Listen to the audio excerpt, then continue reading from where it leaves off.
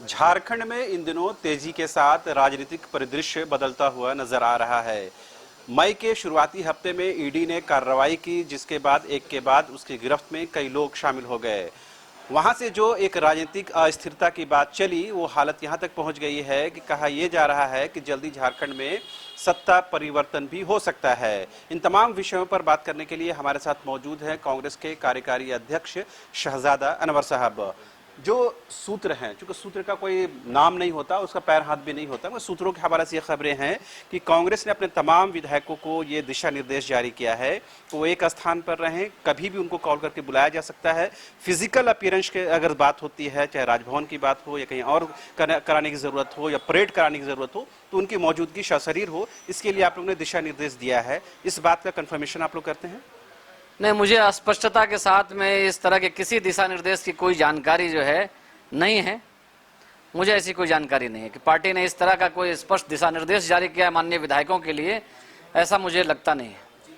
3 विधायकों के कैश कांड में शामिल होने के बाद ये आप लोग को एहसास है कि अन्य जो विधायक हैं वो भी उनके संपर्क में हो सकते हैं, लिहाजा तमाम विधायकों को एक साथ करने के लिए, उनकी काउंसलिंग करने के लिए, उनको कहीं ना कहीं अपने कंट्रोल में रखने की जरूरत है?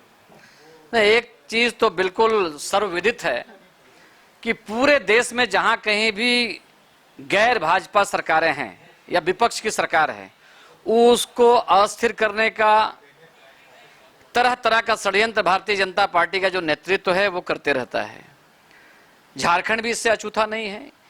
कई विफल प्रयास भारतीय जनता पार्टी ने किया है।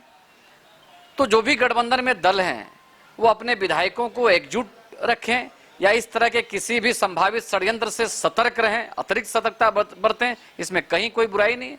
निश्चित तौर पर झारखंड में सरकार को भी अस्थिर करने का साजिश षड्यंत्र जो है पहले दिन से ही भारतीय जनता पार्टी कर रही है, लेकिन हमको ऐसा लगता है कि यहाँ पे एक बहुत ही बेहतरीन समन्वय के साथ में गठबंधन की सरकार चल रही है। सरकार को कहीं कोई खतरा नहीं है। सरकार निश्चित तौर पर सफलता के साथ अपना कार्यकाल पूरा करेगी। ये प्रिकॉशनरी मेजर्स की बात है, तो क्या अगर उसमें लेने में कोई आपत्ति है? अगर पार्टी प्रिकॉशनरी मेजर के तौर पर कुछ हिदायत जारी करती है तो उसको एक्सेप्ट करने में क्या बुराई है? नहीं, जो भी प्रिवेंटिव मेजर्स है, निश्चित तौर पर माननीय विधायकों के साथ में ज्यादा बातचीत करना, ज्यादा बेहतर समन्वय के साथ में रहना, शॉर्ट इंटरवल में मीटिंग करना, ये तो एक पार्ट ऑफ स्ट्रेटेजी है। तो इसमें हमारे सबसे कॉम्पिटेंट माननीय विधायक दल के नेता है, वही सब कुछ बता पाएंगे और माननीय हमारे जो प्रदेश अध्यक्ष है वो बताएंगे। मेरी जानकारी में ऐसा कोई रिटन गाइडलाइन जो है माननीय विधायकों को मिला है, ऐसा लगता नहीं है। शहजादा साहब, आपको पता है कि ईसीआई ने अब जो सुनवाई की प्रक्रिया मुख्यमंत्री को लेकर पूरी कर ली है, अपना मंतव्य उनको राजभवन को देना है, वहां से फिर डिसीजन होना है। इस बीच यूपीए विधायक दल की बैठक बुलाई गई है, कॉल की गई है, इस बारे में आपको कोई जानकारी है? माननीय मुख्यमंत्री महोदय और गठबंधन के जो विधायक हैं, हमारे विधायक दल के नेता, सारे लोग आपस में समय समय पर एक इंटरवल में आपस में बातचीत मिलते जुलते रहते हैं। इससे एक बेहतरीन कोऑर्डिनेशन बनता है। विधायकों के कुछ ग्रीवांसेस होते हैं अपने क्षेत्र की समस्याओं को लेकर के, उसको भी वो एड्रेस करते हैं सीएम साहब के साथ में या माननीय जो विधायक दल के नेता है हमारे कांग्रेस पार्टी के, उनके सामने में। तो इन चीज़ों को लेकर के अगर विधायक कोई बैठक बुलाई जाती है तो उसका स्वागत होना चाहिए। मुख्यमंत्री को लेकर कोई एडवर्स अगर डिसीजन होता है तो उसके लिए क्या गठबंधन दल के तौर पर कांग्रेस तैयार है? राष्ट्रीय नेतृत्व इसमें निर्णय लेंगे। अभी तो ऐसी कोई संभावना है नहीं।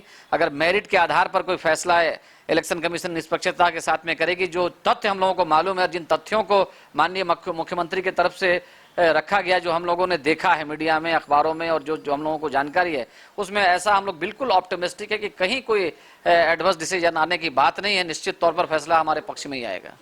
आपने कोऑर्डिनेशन की बात कही है, अभी जो कल ही डिसीजन आया और मुख्यमंत्री को खूब बधाई भी मिल रही है, नेतरहाट फील्ड फायरिंग रेंज को की अधिसूचना को एक्सटेंड नहीं करने को लेकर के तमाम जो आदिवासी मूलवासी संगठन है मुख्यमंत्री को बधाई दे रहे हैं।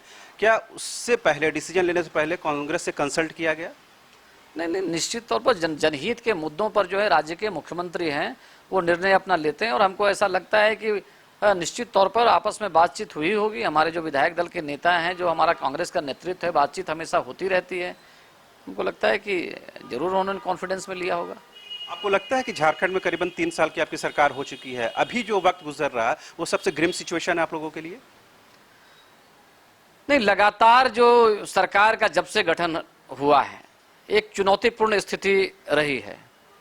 अब धीरे धीरे सरकार जो है कोरोना काल के बाद में विकास कार्यों की तरफ जब मजबूती के साथ आगे बढ़ने लगी तो भारतीय जनता पार्टी ने तरह तरह का षड्यंत्र करना शुरू कर दिया है।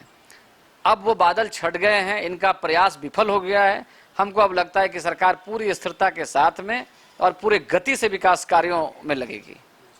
बहरहाल आपने सुना, ये तो शहजादा अनवर साहब प्रदेश कांग्रेस के कार्यकारी अध्यक्ष हैं। हालांकि उन्होंने इस बात को एक्सेप्ट नहीं किया है कि झारखंड कांग्रेस में ये सरकार की सेहत पर कोई विपरीत परिस्थिति उत्पन्न हुई है। लेकिन इस बीच में कांग्रेस विधायक दल के नेता आलमगीर आलम साहब या प्रदेश अध्यक्ष राजेश ठाकुर साहब दिल्ली में कैंप किए हुए हैं। जाहिर सी बात है इसके राजनीतिक मायने भी हैं। लेकिन जिस तरह से ईसीआई ने अपनी जो सुनवाई की प्रक्रिया है वो पूरी कर ली है और इस बीच में उनको राजभवन को मंतव्य देना है, लिहाजा पॉलिटिकल पंडित इस बात की आशंका व्यक्त कर रहे हैं कि आने वाले दिनों में बड़ा राजनीतिक उलटफेर झारखंड के संदर्भ में हो सकता है। अब देखने वाली बात यह होती है कि कांग्रेस एक प्रमुख सहयोगी दल के रूप में उस परिवर्तन को किस रूप में स्वीकार करती है। कैमरा पर्सन संजय के साथ रांची न्यूज बायोस्कोप से शहनवाज। सीबीएसई नई दिल्ली से एफिलिएटेड क्रिसेंट इंटरनेशनल स्कूल बोरियो नॉलेज विलेज गोविंदपुर धनबाद में 11वीं कक्षा की सभी संकाय साइंस, कॉमर्स एवं आर्ट्स में नामांकन प्रक्रिया शुरू हो चुकी है। यह स्कूल विशेषज्ञ शिक्षकों की वृहद टीम के साथ स्मार्ट क्लास, अत्याधुनिक lab, sports, art room, music room, library, indoor एवं आउटडोर गेम की सुविधा से लैस है। अपने बच्चों की गुणवत्तापूर्ण शिक्षा, अनुशासन एवं स्वर्णिम भविष्य के लिए आज ही संपर्क करें। मोबाइल नंबर है 9934319186।